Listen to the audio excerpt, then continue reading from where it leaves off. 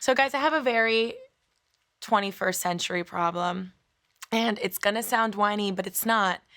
And you're gonna know, I know that you know what I mean. Okay, maybe like 1 in 5 people will be able to relate, because 1 in 5 people I feel don't have boundaries, and that is like my exact problem. So I have the problem where my barista is way too fucking friendly with me. It's becoming an issue, and it's the issue of someone that you see every day and that you both need each other, but you want them to like you, but the emotional labor is too expensive. What do I mean by that? Guys, when I say emotional labor, I mean the please like me, but please stop talking to me, delicate tiptoe dance around the issue. Do you guys know what I mean? Yes? Like every morning, I think about the show, right? I think about the monologue. Like I literally wake up and I go, what the fuck am I gonna talk about on the show? And then I think, what the fuck am I gonna say to my barista today? Because you're like, Tefi, just don't go to the fucking coffee shop. Guys, the cafe is in the lobby of my building where I live. I have to pass by this man, okay? And you're like, oh, is he flirting with you? No, it's much worse. He's giving me free coffees, okay?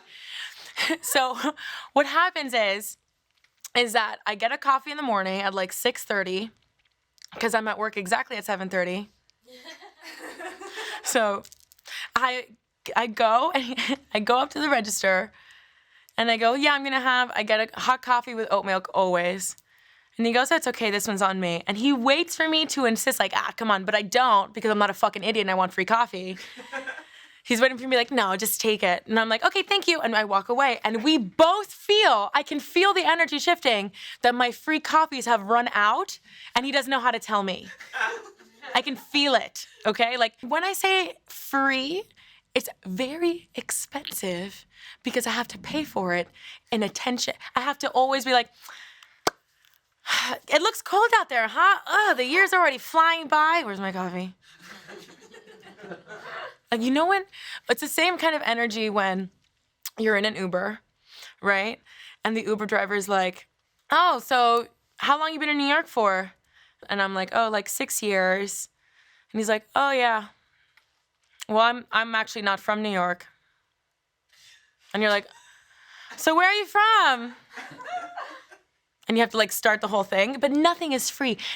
My mom used to say that to me all the time. Nothing is free. And I understood that the first round of emotional labor, like when you're clubbing in Miami, it was me. I was the friend that had to hug the bouncer. I was the friend that had to text the promoter and maybe make out with him. It was me. It was always me. And then I feel like the adult version of that is getting free coffees. And you know what?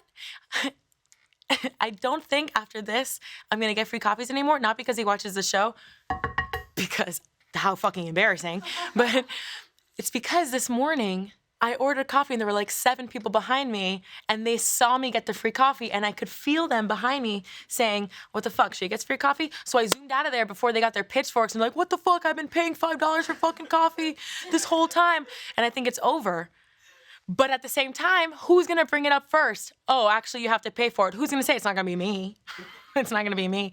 And every time I get a free coffee, he hasn't been punching in my card. You know, so do I punch up? Exactly. I think I should get free coffees forever. However, if that doesn't work out for me, I already know the solution. I have to move to Jersey. That's obviously the only thing that I can do.